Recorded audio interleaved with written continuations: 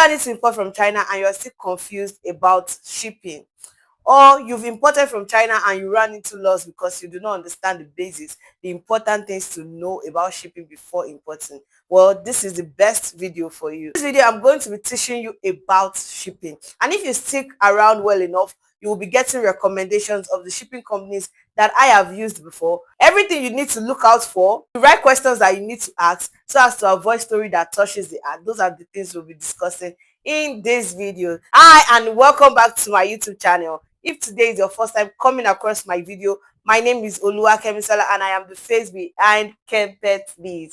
I am an importation coach, I'm an importer, a business owner, and most of all, I teach and help people to import directly from China to their doorstep correctly. Emphasis on correctly. Like when you learn from me, you are 10 steps ahead when it comes to importation. With that being said, guys, let's get right into the video. First of all, what is shipping? When people talk about shipping, what simply comes to your mind is moving your goods from one point to another, bringing it in from one country. But then shipping from China, when it comes to China importation, is way more than just moving goods. Shipping includes supplier delivery, warehousing, packaging, custom clearing, and finally delivering it to your location.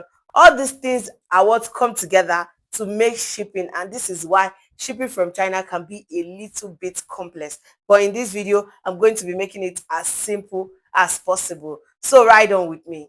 If you don't understand any of this process, you will struggle when it comes to China importation, because shipping is a very, very important part of China importation. In fact, this is a reason why a lot of people complain. This is the point where a lot of people lose so much money when it comes to importation. There are three major methods used when it comes to shipping from China, and number one of it is the air cargo or air shipping. We commonly call it air shipping. When it comes to air shipping, we have shipping through Guangzhou, which is GZ, and we have shipping through Hong Kong, which is HK.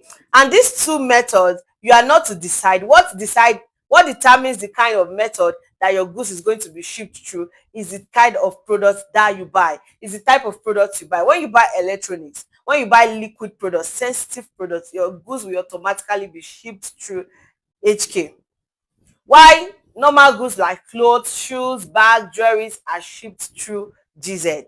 And air shipping usually takes around 5 to 10 days depending on the shipping company you are using. Some might go up to 14 days, but then it should not exceed 14 days. Air shipping is suitable for light products that are not so heavy, because when you ship through air, it is the weight of your product that is going to determine how much you're going to be paying as shipping fee. Air shipping these days is quite expensive, so this will take us to the next method of shipping, which is sea shipping, also known as sea cargo. So usually the processing of sea shipping takes anything from 45 days to 90 days, which is like 2 to 3 months thereabout. Usually I tell my customer, and if you're an importer, you should also do the same. I tell my customer that sea shipping takes 2 to 3 months. Your goods might come before 2 months, and it might stay up to 3 months. I mean the whole processing, including custom clearance and everything. It might take up to 3 months. So for this reason, I usually tell my customers 2 to 3 months. And for sea shipping, there are also two types. There is a full container loading, and there is also less than full container loading. This is the most common one among many importers. In the LCL, which is less than full container loading, you are going to be pairing with other importers. Like you'll be bringing in different goods, like different sizes of goods. They put it together, then they load it into a container. That is what it simply means. Whereas the full container is when you buy like goods that is going to fill the container, you load your container full and then they ship it for you. So, but now in this case, I'm going to be talking majorly on the LCL, which is the common one that we mini importers use. So in this case, your cost is going to be calculated based on the volume of your goods. And the unit for this calculation is CBM, which is cubic meter. So you have a detailed tutorial on this channel on how you can know your CBM. I'm going to be linking it in this description below. Do well to watch it so you can have the full knowledge of how to calculate your CBM. So your goods is going to be calculated per CBM, and it is the CBM that is going to determine how much you're going to be paying as your shipping fee. sea shipping is way cheaper compared to air shipping. So this is what a lot of importers now use because of the high cost of shipping goods from China. So a lot of people have resorted into sea shipping. If you're buying heavy items, you're buying big items, sea cargo, you're buying a lot of goods, sea cargo is perfect for you.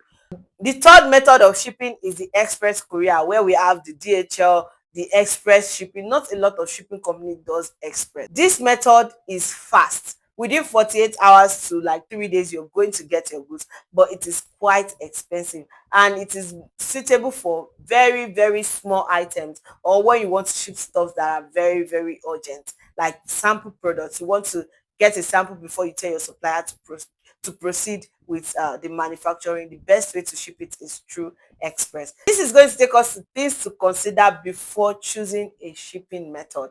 If you've watched this video to this point, please give it a thumbs up. This will help the algorithm to push it out to other people who need this information, and it will also help me know that okay, people are watching my video and they like what I do. Consider hitting the subscribe button if you like what I do here.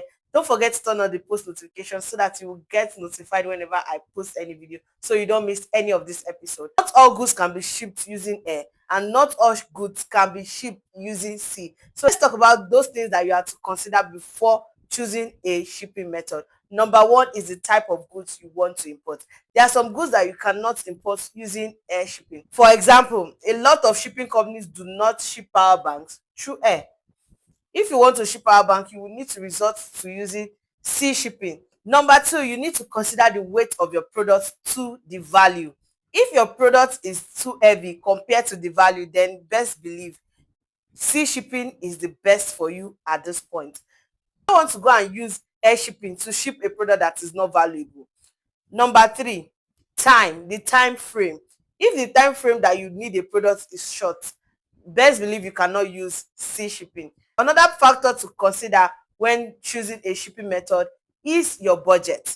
If you have a high budget, then you can as well go for air shipping. Your goods comes in very fast. But if you're on a budget, like on a tight budget, sea shipping is the best for you, especially if you're shipping a lot of goods. So you need to put all of these factors in check before deciding whether you want to use air or sea shipping or express to ship your goods, so as to avoid stories that touch. This will take us to important questions to ask a shipping company before you decide to send your goods to them. But one question to ask a shipping company, if you are somebody that buys from different supplier, is do they consolidate? Not all shipping companies does consolidation. There are some shipping companies that immediately they receive your goods, they ship it out immediately.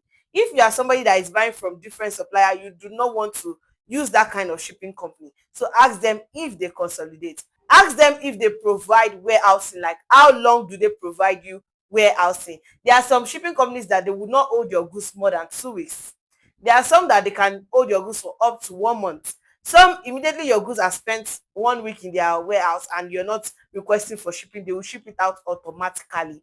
Ask them this question: how long do they keep your goods for before shipping it out? This is an important question for many importers because a lot of times we tend to buy from different suppliers.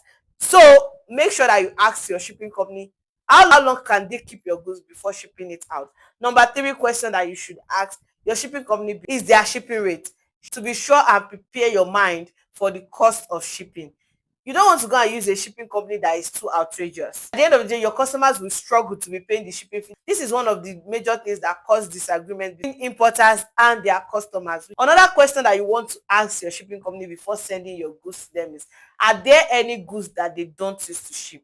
There are some shipping companies that do not ship certain goods. Some do not ship power banks. Some do not ship batteries. There are some shipping companies that you cannot send liquid to them. If you send it to them, they will not ship it. So ask your shipping companies this question: are there any goods that you do not ship? Let them tell you so that you will know before sending that kind of goods to their company. See, if you send a goods that your shipping company do not ship to them, it will be difficult for you to get it out of their warehouse, and it will even delay your other goods. You might even end up losing that package, and at the end of the day you are losing money. The question that you want to ask your shipping company is, do they do repackaging? There are some shipping company that only consolidate, they only collect it from the suppliers and they ship it that way. Some will do repackaging, remove extra cartons. If you are somebody that is into repackaging, for somebody like me, I prefer you send my goods the way my supplier send it to you. I really do not fancy repackaging, except if I'm buying products like freezers that are big products and they have space in it, then I can go for a shipping company that does repackaging. Ask your shipping company if they do repackaging before you send your goods to them. Another question you should ask your shipping companies before sending it to them is their office location in Nigeria. See, I have personally experienced this.